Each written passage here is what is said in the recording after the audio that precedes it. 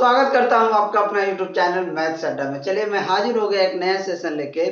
आज हम बात करेंगे एसके झा सर का ग्रुप डी का जो प्रैक्टिस सेट है, एसके झा सर का ग्रुप डी का प्रैक्टिस सेट का कुछ क्वेश्चन हमारे पास बचा हुआ है।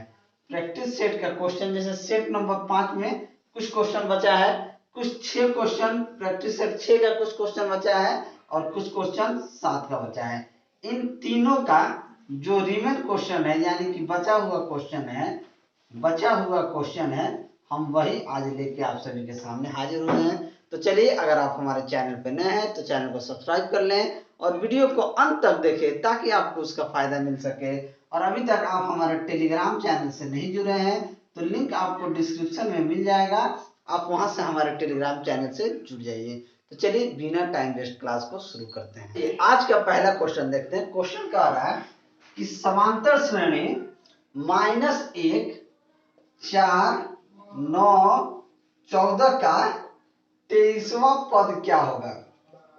23वां पद क्या होगा, यही हमसे पूछा गया। देखिए ये कौन श्रेणी में है? समांतर श्रेणी में है, यानी कि अर्थमेटिक प्रोग्रेशन में, जिसे हम एपी बोलते हैं। ठीक है, तो इसमें हमसे 23वां पद पूछा जाए, अगर nth टर्म पूछा जाता है तो हम क्या लगाते हैं?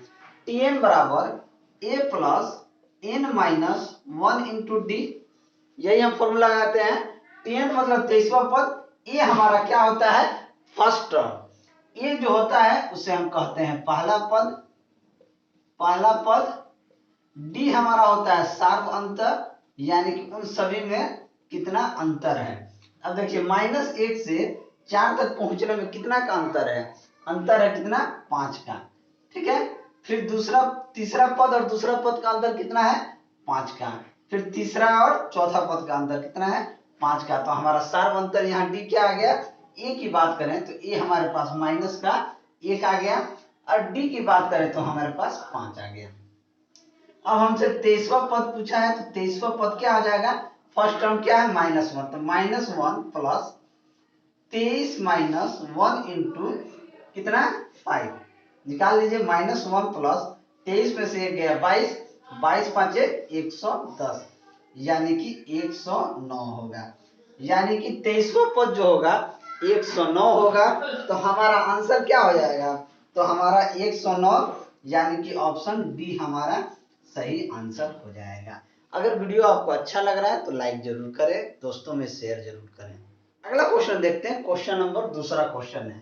ठीक है, ये प्रैक्टिस सेट नंबर 5 का है। ये सेट नंबर 5 का है, ये मैं बताना भूल गया था, मैं बता दिया अभी। ठीक है, देखिए कह रहा है कि 2 अंकों से बनी एक संख्या में दोनों अंकों का अंतर जो है वो 1 है, तथा अंक पलटने पर प्राप्त संख्या मूल संख्या के 5/6 हो जाती है, तो वो संख्या क्या होगा? देखिए इस तरह का प्रश्न जब भी पूछे ना तो ऑप्शन से क्या कीजिए, हम ऑप्शन ए यहाँ लिखते हैं कितना है? 15 है। ऑप्शन बी लिखते हैं 54 है। ऑप्शन सी लिखते हैं 65 है। ऑप्शन डी हमारा 56 है। क्वेश्चन में कह रहा है कि उन दोनों संख्याओं के बीच का जो अंतर है ना, डिफरेंस है, वो 1 है। तो इसका तो नहीं है, तो ऑप्शन ए तो हमारा नहीं होगा। ऑप्शन बी हो सकता है, 5 और 4 एक अंतर है। ऑप्शन सी भी हो सकता है, 6, 5, 1, ये 5, 6 ये भी हो सकता है कि इन दोनों का अंतर 1 है। लेकिन एक और चीज क्वेश्चन में कहा गया है कि अंक पलटने पर प्राप्त संख्या मूल संख्या के 5/6 हो जाती है। हमने ऑप्शन बी को उठाया और इसे 54 को 5/6 से गुना किया, तो ये क्या हो जाएगा? 9 छक 54, ये कट जाएगा 9 बार में, 9 5 45। देखिए तो क्या आ गया? कह रहा है कि अंक पलटने पर प्राप्त संख्या मूल संख्या के 5/6 हो जाती है। इसका मतलब ये 54 है, अंक इसका पलट दिए, 54 था, इसको अंक पलट दिए तो 45 हो गया। तो ये मूल संख्या के 5/6 गुना तो ये है बस, तो आंसर ये हो जाएगा। तो ऑप्शन बी हमारा सही आंसर हो जाएगा। इस तरह के प्रश्न को ना आप ऑप्शन से कीजिए, क्योंकि ऑप्शन से आपको टाइम नहीं लगेगा, आप इजीली कर देंगे। नहीं तो प्रोसेस से कीजिएगा, मानिएगा x -1 करते रहिए, बहुत टाइम लगेगा। इसलिए इस तरह के प्रश्न को बाय ऑप्शन कीजिए। ठीक है, अगला क्वेश्चन देखते हैं। Question number 3। ये क्वेश्चन कह रहा है कि एक व्यक्ति से उसकी आयु पूछने पर उसने बताया कि मेरी 3 वर्ष बाद की आयु को 3 से गुना करने पर प्राप्त संख्या में से 3 वर्ष पूर्व आयु का 3 गुना घटाने पर मेरी वर्तमान आयु प्राप्त होगी। तो उस व्यक्ति की वर्तमान आयु क्या होगी? देखिए, हमने माना कि उस व्यक्ति का जो उम्र है उसको हमने x मान लिया। अब कह रहा है कि 3 वर्ष बाद की बात की जाए तो ये क्या हो जाएगा? x + 3 हो जाएगा। अगर 3 वर्ष पूर्व की बात की जाए तो ये हो जाएगा x - 3। अब क्वेश्चन में हम पढ़ते हैं। क्वेश्चन कह रहा कि मेरी 3 वर्ष बाद की आयु का 3 गुना। तो 3 गुना किसके? 3 वर्ष बाद की आयु का 3 गुना। उसके बाद कह रहा है गुना करने पर प्राप्त संख्या में से 3 वर्ष पूर्व की आयु का 3 गुना। 3 वर्ष पूर्व की आयु का 3 गुना। तो 3 वर्ष पूर्व की आयु कितना है? x - 3 आयु का 3 गुना। ये किसके बराबर है? मेरी वर्तमान उम्र के बराबर है, यानी कि x है। बस अब हम क्या करेंगे? 3 गुना x प्लस 3 के 9 माइनस 3x प्लस 9 बराबर x। 9 9 18, x कट जाएगा तो 18 बराबर क्या हो जाएगा? x हो जाएगा, यानी कि उसका वर्तमान उम्र कितना होगा? तो 18 वर्ष। तो ऑप्शन बी हमारा सही आंसर हो जाएगा। क्वेश्चन देखते हैं, क्वेश्चन नंबर 4। क्वेश्चन कह रहा है कि यदि x के पावर 4 प्लस 1/x के पावर 4 बराबर 322 हो तो पूछ रहा है कि x - 1/x का मान क्या होगा? देखिए, जब पावर 4 दिया रहे और हमसे नीचे वाला पूछे तो हम क्या करना होगा? हम ऑप्शन से भी कर सकते हैं। क्या कर सकते हैं? हम ऑप्शन उठा के भी कर सकते हैं, या हम यहां से x के पावर 4 प्लस 1/x के पावर 4 है तो हम यहां से आएंगे x² प्लस 1/x² बराबर √322। देखिए क्या होता है, इसमें जोड़ और घटाव प्लस 2 ही का अंतर होता है x² से x² फॉर्म में जाने में। तो 322 प्लस 2 करेंगे तो ये हो जाएगा √324, यानी कि 18। अब हमको x माइनस 1/x में आना है तो बस 18 - 2 कर देंगे, यानी कि √16, यानी कि 4। x - 1/x का मान 4 हो गया। तो हमारा आंसर कौन सा हो जाएगा? तो ऑप्शन डी हमारा सही आंसर हो जाएगा। ठीक है, अब देखिए आप ऑप्शन से कैसे कर सकते हैं। सबसे छोटा वैल्यू उठाइए। ये क्या होता है? x - 1/x से x² प्लस 1 में जाता है तो ये क्या होता है? a² प्लस 2 होता है। तो 4 का स्क्वायर प्लस 2 18 हो गया। अब x² प्लस प्लस में जाता है तो माइनस होता है, तो यहां से 18 का स्क्वायर माइनस 2 होगा। तो 324 माइनस 2 यानी कि 322। तो देखिए यहाँ 322 है। तो आप ऑप्शन से भी कर सकते हैं या इस तरह से भी कर सकते हैं, आपको जो मेथड अच्छा लगे वो कीजिए। लेकिन मैं प्रेफर करता हूं कि देखिए बहुत सारा क्वेश्चन है ना कि ऑप्शन से हो जाता है। इस तरह के प्रश्न को अगर माइनस से प्लस जाइए तो देखिए क्या होता है, और प्लस से प्लस जाइए तो क्या होता है। इस कंसेप्ट को थोड़ा सा रिवीजन कर लीजिएगा। इस पे मैं वीडियो भी बना चुका हूं, वो मैं एक बार टेलीग्राम पे डाल दूंगा। अगला क्वेश्चन देखते हैं, क्वेश्चन नंबर 5। क्वेश्चन नंबर 5 में कह रहा है कि ए और बी जस्ता और तांबा के धातुओं को क्रमशः 7:2 और 7:11 के अनुपात में मिश्रित करके तैयार किए गए 2 मिश्र धातु हैं। यदि दोनों मिश्र धातुओं की समान मात्रा को तीसरे मिश्र धातु C को बनाने के लिए पिघलाया जाता है तो C में जस्ता और तांबा का अनुपात क्या हो जाएगा? सबसे पहले A अनुपात B में 2 है, इसको मिलाया जाता है। एक को मिलाया जाता है 7:2 में और दूसरे को 7:11 में। ठीक है, 7:11 में मिलाया जाता है। तीसरा बनाना है।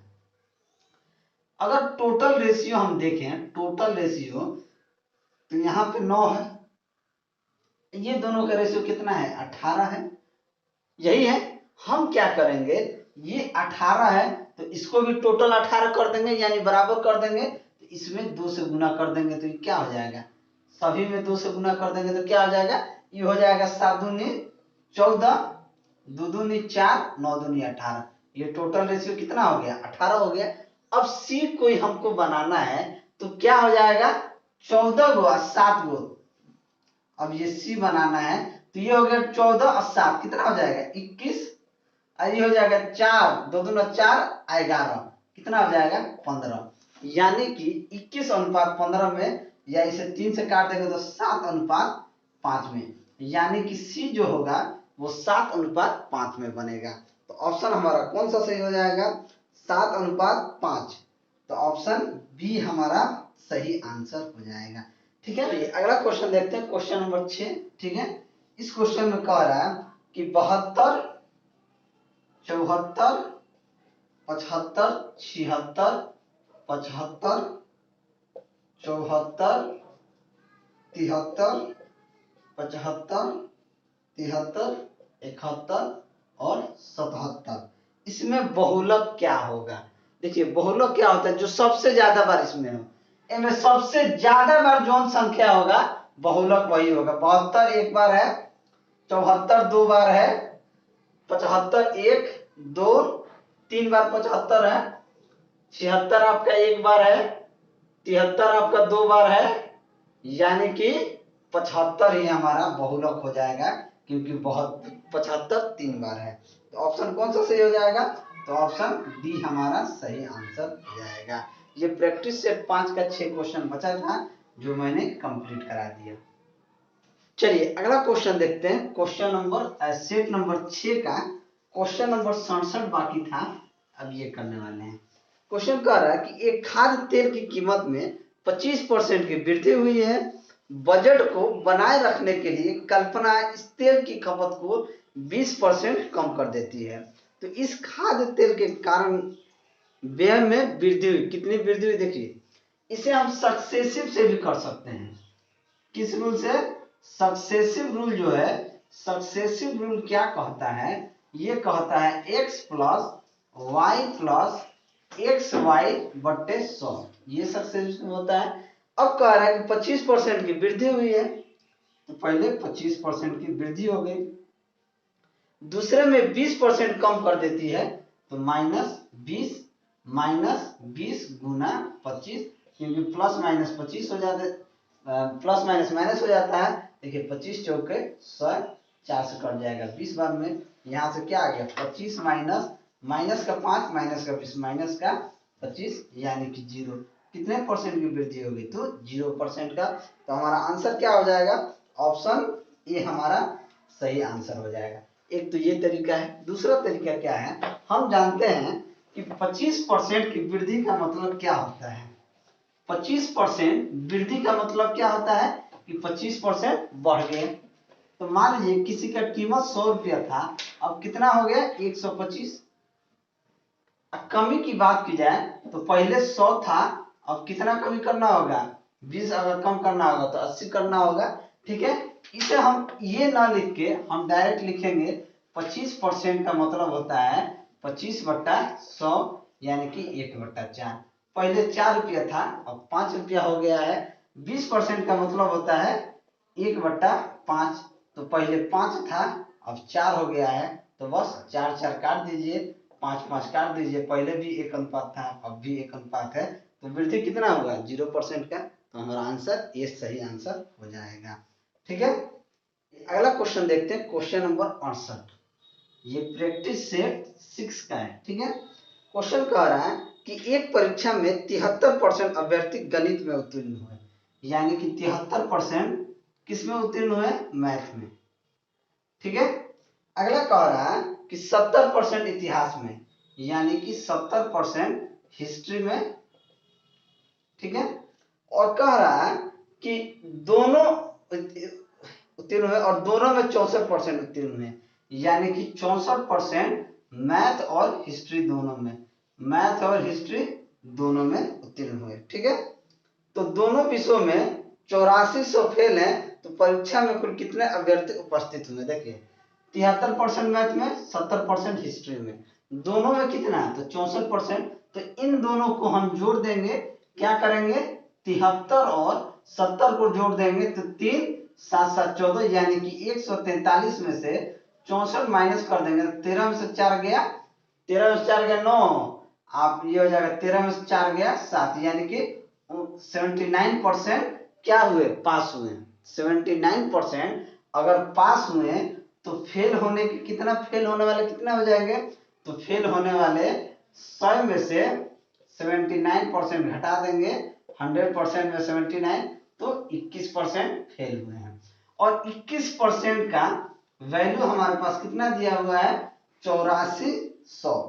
8400 फेल हुए हैं, तो 1% की अगर हमसे बात की जाए तो 21 चौक 84 यानी कि 400।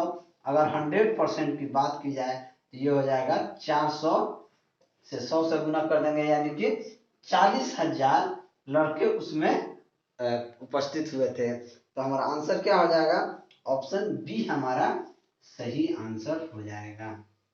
अगला क्वेश्चन देखते हैं, ये सिंप्लीफिकेशन का क्वेश्चन है 69।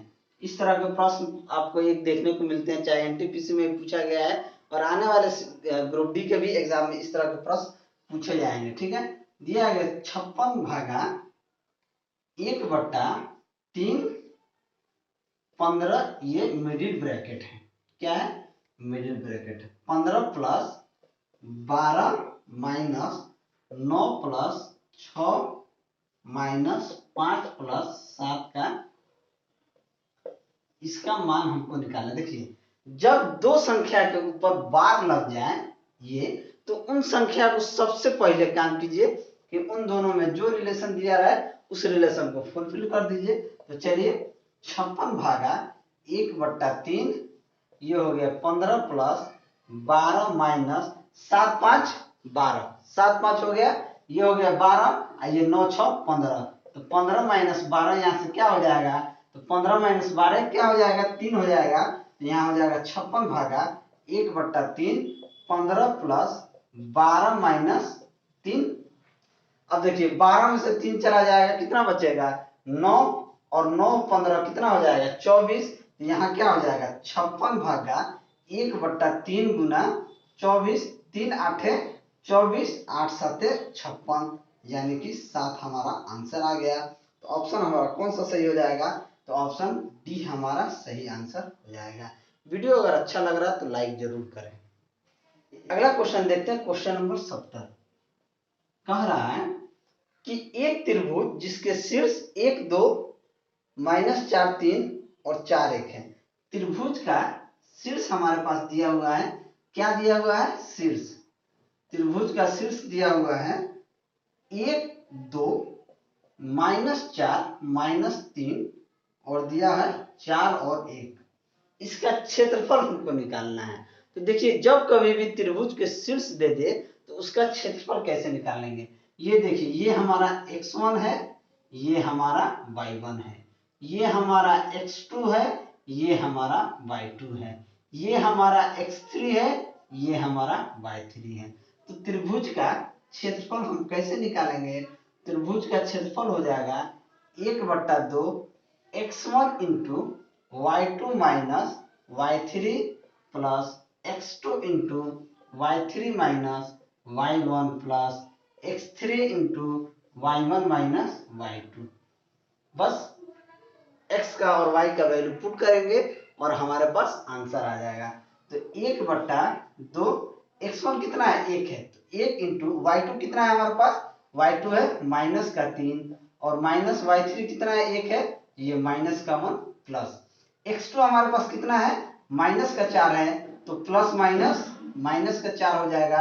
y3 हमारे पास है 1 और y1 हमारे पास कितना है 2, तो माइनस का 2 प्लस x3 हमारे पास क्या है 4 है, तो 4 गुना y1 हमारे पास 2 है, तो 2 माइनस y2 हमारे पास माइनस का 3 है, तो माइनस का 3। बस इसको हल कर देना है।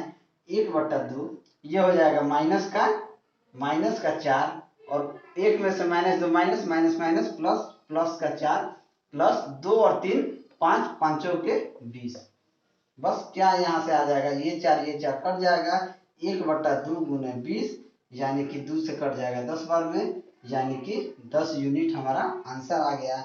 ऑप्शन हमारा क्या आ जाएगा, मीटर है तो 10 यूनिट स्क्वायर हमारा आंसर आ जाएगा। ऑप्शन ए हमारा सही आंसर हो जाएगा। तो चलिए ये प्रैक्टिस सेट 6 का ये पूरा क्वेश्चन हो गया। अब प्रैक्टिस सेट 7 का कुछ क्वेश्चन बचा है, उसको भी हम कर लेते हैं। क्वेश्चन नंबर 61 और ये हम प्रैक्टिस सेट 7 का कर रहे हैं। ठीक है, क्वेश्चन कह रहा है कि एक पाइप किसी टैंक को 20 मिनट में भर सकता है। मान लिया कि ये एक पाइप है, इस कितना मिनट में भर सकता है, 20 मिनट में। दूसरा पाइप मान लीजिए कोई बी है, ये इसे 30 मिनट में भर सकता है। ठीक है, में भर सकता है। एक आदमी दोनों पाइप खोलकर चला जाता है। जब आदमी वापस आता है तो पता चला कि टंकी में छेद होने के कारण टैंक नहीं भर पाया है। अब छेद को बंद कर दिया गया और टंकी 4 मिनट में भर गई। तो छेद टंकी को कितने मिनट में खाली कर देगा? चलिए हम क्या देखते हैं, ए 20 मिनट में, बी 30 मिनट में। पहले इन दोनों का एफिशिएंसी ले लेंगे। 20 और 30 का एफिशिएंसी क्या हो जाएगा, एलसीएम, सॉरी 20 और 30 का एलसीएम क्या हो जाएगा, 60 हो जाएगा। अब ए का एफिशिएंसी की बात मैं करूं, यानी ए की क्षमता की बात करूं, यानी कि एफिशिएंसी, तो 60/20 यानी कि ए का एफिशिएंसी 30 होगा और बी का एफिशिएंसी होगा 60/30 यानी कि 2। अब देखिए ये दोनों पाइप को एक साथ खोल दिया जाए तो मान लीजिए 60 लीटर पानी भरना है, 60 यूनिट, तो 3 मिनट और 2 5 मिनट की एफिशिएंसी से ये 12 मिनट में इस टंकी को भर देगा। 12 मिनट में ये इन दोनों को खोल दिया जाएगा तो भर देगा। लेकिन क्या कह रहा है कि अब छेद को बंद कर दिया गया और टंकी 4 मिनट में भर गई। अब छेद को बंद कर दिया गया तो टंकी 4 मिनट में भर गई, तो 12 यूनिट को 12 को 4 से भाग देंगे तो यानी कितना हो जाएगा, 3 मिनट। तो 3 मिनट के एफिशिएंसी से वो खाली क्या होगा, तो 12 मिनट के 12 यूनिट हो रहा है, तो 12 तिया 36, तो खाली कितना मिनट में कर देगा, तो वो 36 मिनट में उस टंकी को खाली कर देगा। तो हमारा आंसर क्या आ जाएगा, 36 मिनट। तो ऑप्शन डी हमारा सही आंसर हो जाएगा। क्वेश्चन देखते हैं, क्वेश्चन नंबर 62। क्वेश्चन नंबर 62 क्या कह रहा है कि एक व्यापारी अपनी वस्तुओं के अंकित मूल्य पर 10% बट्टा देता है। 10% ये क्या देता है, डिस्काउंट देता है। एक वस्तु का क्रय मूल्य 1080 रुपया यानी कि कॉस्ट प्राइस 1080 रुपया है। इस पर 10% लाभ प्राप्त करने के लिए, 10% प्रॉफिट प्राप्त करने के लिए कितना मूल्य अंकित करना होगा, यानी कि इसका एमआरपी कितना होना चाहिए, मार्क प्राइस कितना होना चाहिए। देखिए क्या होता है, हम क्या जानते हैं कि मार्क प्राइस बट्टा कॉस्ट प्राइस बराबर 100 प्लस प्रॉफिट बट्टे 100 माइनस डिस्काउंट, यही जानते हैं। तो अगर मार्क प्राइस की अगर बात करूं तो ये क्या हो जाएगा, सीपी इंटू 100 प्लस प्रॉफिट बट्टा 100 माइनस डिस्काउंट। बस सीपी कितना दिया हुआ है, 1080 दिया हुआ है, तो 1080 गुना प्रॉफिट कितना चाहिए, 10%, तो 100 प्लस 10 यानी कि 110। इसको डायरेक्ट हम 110 लिख देते हैं, 110, और डिस्काउंट 10% दे रहा है, ये हो जाएगा 9। 1 0 से 1 0 काट दीजिए, 9 को काट दीजिए इससे, 9 एकम 9, 9 दूनी 18, 12 बार में 12 और 11 को गुना कर देंगे तो क्या हो जाएगा, 2 132 यानी कि 1320 रुपया उसका मार्क प्राइस करना होगा। तो ऑप्शन कौन सा सही हो जाएगा, तो ऑप्शन हमारा 1320, कितना 1320 यानी कि ऑप्शन सी हमारा सही आंसर है। Question number 63। क्वेश्चन नंबर 63 क्या कहता है कि यदि निम्नलिखित आंकड़ों का बहुलक 62 है तो x का मान क्या ज्ञात करना है। देखिए बहुलक क्या होता है, जो माने सबसे ज्यादा बार आता है, कोई भी संख्या ज्यादा बार आता है उसी को हम बहुलक कहते हैं। तो बहुलक 62 है, तो x का मान ज्ञात करने को बोल रहा है। तो x माइनस 3 का मान कितना है, 62 है, तो x बराबर ही कहाँ चला जाएगा, माइनस इधर जाके प्लस हो जाएगा, तो कितना आ जाएगा, x का मान 65 आ जाएगा। तो हमारा आंसर 65 हो जाएगा। तो ऑप्शन कौन सा सही हो जाएगा, तो ऑप्शन बी हमारा सही आंसर हो जाएगा। क्वेश्चन देखते हैं, क्वेश्चन नंबर 64। क्वेश्चन नंबर 64 कह रहा है कि सरन और मयूख एक साथ मिलकर किसी कार्य को 18 दिन में समाप्त कर सकते हैं। सरन और मयूख एक काम को 18 दिन में समाप्त कर सकते हैं, परंतु मयूख इसी कार्य को अकेले करता है और 1/3 कार्य काम करके छोड़ देता है। ठीक है, अब हम क्या मान लेते हैं कि मान लीजिए 18 का मल्टीपल हम कोई मान लेते हैं कि काम जो है 90 काम हमको करना है। तो सरन और मयूख का अगर हम इफिशियंसी निकालें तो क्या हो जाएगा, 90/18 यानी कि ये दोनों 5 की इफिशियंसी से काम कर रहे हैं, ठीक है। तो ये 18 दिन में इस काम को कर देंगे, यानी एक दिन में वो 5 काम करेंगे, तब जाके 18 दिन में 90 काम कर देंगे। अब क्वेश्चन में कह रहा है कि परंतु मयूख इसी कार्य को अकेले करता है और 1/3 कार्य काम करके छोड़ देता है। मयूख इसका 1/3 यानी कि 1/3 गुना 90 काम करता है, कितना 30 काम करके छोड़ देता है। अब देखिए मयूख 30 काम करके छोड़ दिया, ये क्या नाम है, शरण है, ये मयूख है, ठीक है। अब आगे पढ़ते, इसके बाद शरण कार्य को अकेले पूरा करता है। इसके बाद शरण जो है कार्य को अकेले पूरा करता है। इस प्रकार दोनों मिलकर कार्य को 40 दिन में पूरा कर पाते हैं। यदि मयूख शरण से ज्यादा तेजी से काम करता है तो शरण अकेला कितने दिन में पूरा करेगा, ठीक है। अब क्या कह रहा है कि ये दोनों मिलकर 40 दिन में काम को मिलकर कार्य को, इस प्रकार दोनों मिलकर 40 दिन में कार्य को पूरा करते हैं, यानी दोनों काम मिलकर, ठीक है। तो मयूख शरण से ज्यादा तेज है, मयूख जो है ये शरण से ज्यादा तेज है। अब ये मान लीजिए मयूख 3 काम करता है तो ये 1 काम कर रहा है, सॉरी तेज है, तो मान लीजिए मयूख 2 काम करेगा तो ये 1 काम करेगा, यही हो सकता है। अगर ज्यादा तेज होगा तो इसके 1 ज्यादा होगा। अब देखिए मान लीजिए कि टोटल 5 एफिशिएंसी है, इन दोनों का 5 एफिशिएंसी है, तो मयूख ज्यादा है तो मयूख का एफिशिएंसी हम मान लेंगे 3 और शरण का 2। जब शरण का 2 मान लेंगे तो 90 काम शरण कितना दिन में करेगा, तो 90/2 यानी कि 45 दिन में करेगा 2 के एफिशिएंसी से। तो हमारा आंसर क्या हो जाएगा, 45 दिन हमारा सही आंसर हो जाएगा। तो ऑप्शन ए हमारा सही। अगला क्वेश्चन देखते हैं, क्वेश्चन नंबर 65। क्वेश्चन नंबर 65 कह रहा है कि एक थैली में 1 रुपया 50 पैसा तथा 25 पैसे के सिक्के हैं, ठीक है।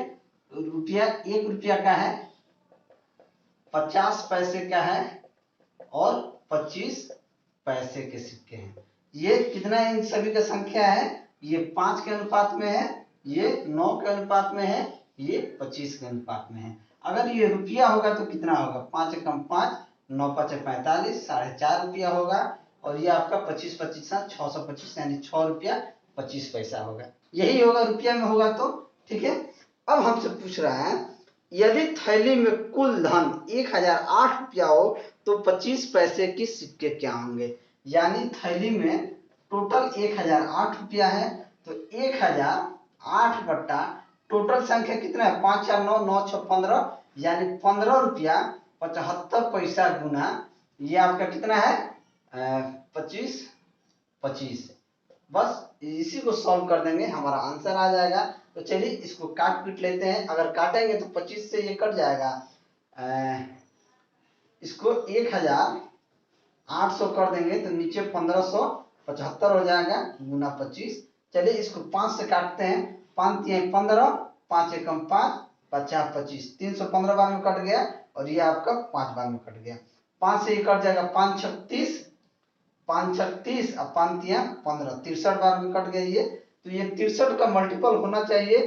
तो 1008 को अगर हम 63 से कटाएं तो ये कितना बार में जाएगा, पहले तो 1 बार में जाएगा 63, 10 में से 3 गया 7 और ये आपका 9 में से 6 गया 3 78, ये चला जाएगा 8 3 24, 9 3 27, कितना बार में जाएगा 6 बार में चला जाएगा। 36 18 का 8 हाथ में 1 जाकर 36 1 37, यानी कि 1600 कितना हो जाएगा, 1600 हमारा आंसर हो जाएगा। 1600 आंसर हो जाएगा तो ऑप्शन कौन सा सही हो जाएगा, तो 1600 यानी कि ऑप्शन ए हमारा सही आंसर हो जाएगा। Question number 66। क्वेश्चन नंबर 66 कह रहा है कि 8 व्यक्तियों की एक समिति में 35 वर्ष तथा 45 वर्ष के 2 सदस्यों के स्थान पर 2 स्त्रियों के लिए जाने पर समिति के सदस्यों की औसत आयु में 2 वर्ष की वृद्धि हो जाती है। इन दोनों स्त्रियों की औसत आयु ज्ञात कीजिए। बस कुछ नहीं करना, 35 प्लस 45 और 8 दूना 16 और बट्टे में 2 कर देना है, आपका आंसर आ जाएगा। 5 5 10 के 0, हाथ में 1 3 1 4 4 8, 80 प्लस 16/2 यानी कि 96/2 क्या हो जाएगा 48 हो जाएगा। ऑप्शन हमारा कौन सा सही हो जाएगा, ऑप्शन बी हमारा सही आंसर हो जाएगा। चलिए अगला क्वेश्चन देखते हैं, क्वेश्चन नंबर 67। 67 कह रहा है कि 6 वर्ष बाद अजय की आयु उसके पिता की आयु का 3/7 हो गई। 6 वर्ष बाद, 6 वर्ष बाद की बात की गई है कि पुत्र और पिता की उम्र का अनुपात कितना, अगर पुत्र का 3 है तो पिता का 7 होगा। क्या होगा? पिता का 7 होगा। अब क्वेश्चन में कह रहा है कि 10 वर्ष पहले, 10 वर्ष पहले की बात की गई है, 10 वर्ष पहले की बात की गई है कि इन दोनों के आयु का अनुपात 1:5 था, 1:5 था। तो अजय के पिता की वर्तमान आयु क्या होगी? देखिए 6 वर्ष बाद में और 10 वर्ष पूर्व। 6 वर्ष बाद, मान लीजिए आप 2020 में है, 2021 में है, 6 वर्ष बाद कब होगा? 2027 होगा। अगर हम 10 वर्ष पहले की बात करेंगे तो 2011 होगा। तो 10 वर्ष क्या पहले 2010 होगा, 2011 होगा। तो 11×6 कितना हो जाएगा? ये 16 वर्ष की बात की गई है। अब देखेंगे पिता का उम्र में कितना का गैप है? 2 का, और इसमें भी 2 का गैप है। ठीक है, तो हमसे क्या पूछा है? अजय के पिता की वर्तमान उम्र पूछा है। बस 16/2 गुना ये पिता का उम्र 7 माइनस का 6 वर्ष पूर्व कर दीजिए। 2 8 16, 8 7 56 माइनस 6 वर्ष बाद की बात है। तो 6 वर्ष बाद की बात है, तो 6 वर्ष नहीं, वर्तमान आयु हमको निकालना है, इसलिए 6 को माइनस कर रहे हैं। तो 56 माइनस 6 यानी कि वर्तमान उम्र उसका 50 वर्ष हो जाएगा। तो ऑप्शन कौन सा सही हो जाएगा? तो ऑप्शन बी हमारा सही आंसर हो जाएगा। अगर 6 वर्ष बाद की बात की जाता तो ये हम -6। अगला क्वेश्चन देखते हैं, क्वेश्चन नंबर 68। क्वेश्चन नंबर 68 कह रहा है कि